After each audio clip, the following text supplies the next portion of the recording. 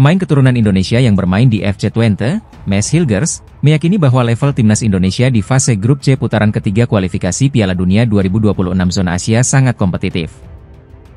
Hilgers, yang belum bergabung dengan tim Garuda, optimistis bisa mengikuti irama permainan tim yang berhasil mencuri 2 poin penting dari 2 pertandingan berat melawan Arab Saudi dan Australia. Menurut Hilgers, penampilan api Indonesia menunjukkan bahwa skuad Garuda berada di jalur yang tepat menuju Piala Dunia 2026. Namun, ia juga mengingatkan agar timnas tidak berpuas diri, mengingat masih ada 8 laga yang harus dilalui. Tim asuhan Shin Tae-yong akan segera menghadapi Bahrain pada 10 Oktober dan Cina pada 15 Oktober 2024. Hilgers menegaskan, kerja keras harus terus dilakukan demi menjaga peluang lolos ke putaran selanjutnya. Bintang timnas Indonesia, Justin Hubner, mengungkapkan dirinya mengalami cedera usai tampil dalam 2 laga kualifikasi Piala Dunia 2026 zona Asia. Meski berhasil menahan imbang Arab Saudi dan Australia, Hubner harus menghadapi tantangan lain. Berikut laporan selengkapnya. Timnas Indonesia sukses menahan imbang Arab Saudi 1-1 dan Australia 0-0 pada 2 laga awal kualifikasi Piala Dunia 2026. Justin Hubner menjadi salah satu pemain yang tampil impresif dalam 2 laga penting tersebut. Namun, melalui unggahan Instagram pribadinya, Hubner mengungkapkan bahwa dirinya mengalami cedera setelah pertandingan melawan Australia. Dalam unggahannya, terlihat kaki Hubner menggunakan air chest ankle brace untuk mendukung pergelangan kakinya yang cedera. Saya mengalami sedikit cedera dari laga melawan Australia, tapi tidak terlalu parah.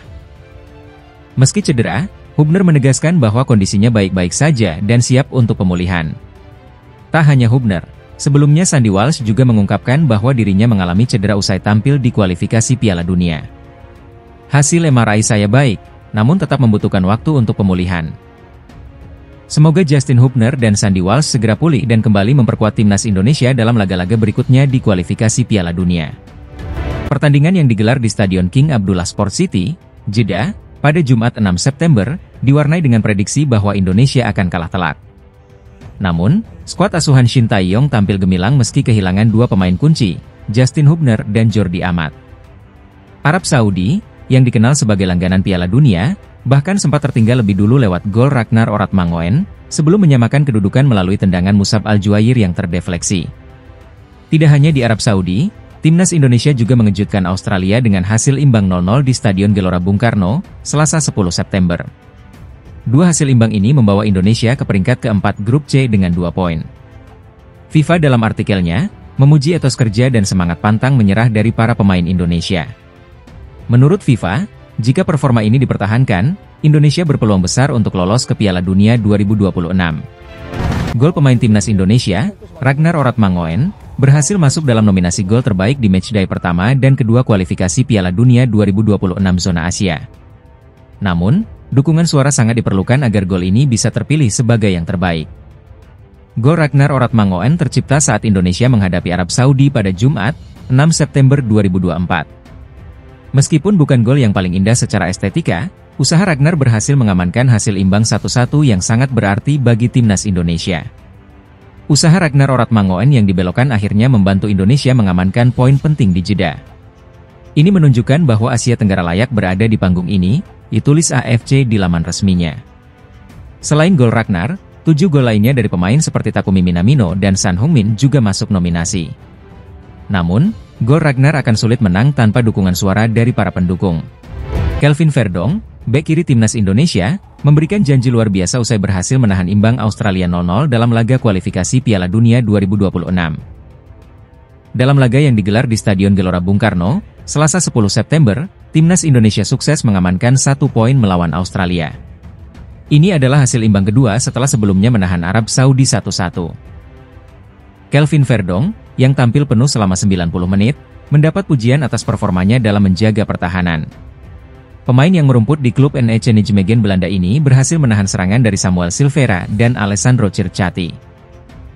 Setelah laga tersebut, Verdong mengungkapkan janjinya untuk terus tampil lebih baik. Dalam unggahan di Instagram, ia menegaskan bahwa timnas Indonesia akan berjuang lebih keras di laga-laga berikutnya. Selanjutnya, Timnas Indonesia akan menghadapi dua laga tandang penting dalam kualifikasi Piala Dunia 2026. Mereka akan melawan Bahrain pada 10 Oktober, disusul laga melawan Cina 5 hari kemudian. Kelvin Verdong dan Timnas Indonesia bertekad membawa hasil positif di kedua laga tersebut, demi menjaga asa lolos ke Piala Dunia 2026. Striker Australia, Mitchell Duke, meminta maaf usai menyindir Timnas Indonesia pasca laga kualifikasi Piala Dunia 2026 zona Asia yang berakhir imbang. Timnas Indonesia berhasil menahan imbang Socceroos dengan skor 0-0 di Stadion Utama Gelora Bung Karno pada Selasa, 10 September 2024. Pertandingan ini menjadi hasil positif bagi Indonesia, yang sebelumnya juga menahan imbang Arab Saudi 1-1. Skuad Garuda kini diperkirakan naik ke peringkat 129 FIFA, sementara Australia harus menelan hasil mengecewakan setelah juga kalah dari Bahrain pada laga sebelumnya. Duke sempat menyindir Timnas Indonesia setelah pertandingan, menyebut para supporter merayakan hasil imbang seolah-olah itu kemenangan besar. Pernyataan ini memicu reaksi keras dari para supporter Indonesia. Namun, Duke segera mengklarifikasi melalui akun Instagramnya, meminta maaf atas komentarnya. Duke mengakui bahwa pernyataannya dipicu oleh rasa frustrasi karena gagal menang. Dia menegaskan tidak bermaksud menyindir supporter Indonesia dan hanya berbicara dalam situasi emosi setelah hasil yang mengecewakan. Selanjutnya, Australia akan menghadapi Cina dan Jepang dalam laga kualifikasi berikutnya. Sementara Timnas Indonesia akan bersiap menghadapi Bahrain dan Cina di bulan Oktober. Ketua Umum PSSI, Erick Thohir, memberikan prediksi penting terkait peluang Timnas Indonesia lolos otomatis ke Piala Dunia 2026. Dalam pernyataannya usai laga melawan Australia pada 10 September 2024, Erick Thohir menyebut Timnas Indonesia membutuhkan 15 poin untuk mengamankan tempat di turnamen sepak bola terbesar dunia tersebut. Erick Thohir mengungkapkan bahwa hitungan 15 poin ini bukan tanpa dasar. Berdasarkan pengalaman Timnas Korea Selatan yang lolos ke Piala Dunia 2018 dengan finish sebagai runner-up Grup B, 15 poin adalah target yang realistis. Saat itu, Korea Selatan mengoleksi 4 kemenangan, 3 hasil imbang, dan 3 kekalahan. Saat ini, Timnas Indonesia telah mengumpulkan 2 poin dari 2 laga awal. Artinya, skuad Garuda membutuhkan 13 poin tambahan dari 8 pertandingan tersisa di Grup C kualifikasi Piala Dunia 2026 zona Asia. Dengan kalkulasi ini, Indonesia harus meraih hasil maksimal, termasuk 4 poin dari Bahrain, 6 poin dari Cina, dan 3 poin dari Arab Saudi. Namun, menurut perhitungan lainnya, 15 poin mungkin belum cukup aman. Mengingat di kualifikasi sebelumnya, runner-up Grup A dan B untuk Piala Dunia 2022 masing-masing mengoleksi lebih dari 20 poin. Oleh karena itu, Timnas Indonesia perlu mencuri poin dari laga-laga berat lainnya, termasuk saat bertandang ke Australia dan menjamu Jepang. Dengan skenario terbaik, Indonesia bisa mengumpulkan hingga 17 poin. Namun, jika skenario ini gagal dan Indonesia tidak finish di 2 besar, mereka masih memiliki peluang untuk lolos melalui babak keempat jika bisa finish di posisi 4 besar Grup C.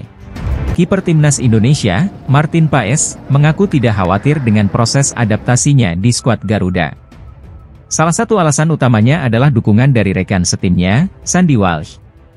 Jelang latihan di Stadion Madia, Minggu, 8 September 2024, Paes mengungkapkan bahwa Sandy Walsh adalah mentornya selama proses adaptasi. Bukan hanya di lapangan, tetapi juga dalam belajar bahasa Indonesia, Sandy selalu ada untuk membantunya. Selain menggunakan buku sebagai referensi, Paes mengandalkan Sandy sebagai mitra belajar. Hubungan dekat mereka membuat Paes merasa nyaman dan lebih cepat memahami karakter Timnas Indonesia. Pada laga melawan Arab Saudi, Sandy Walsh dan Martin Paes menunjukkan penampilan gemilang.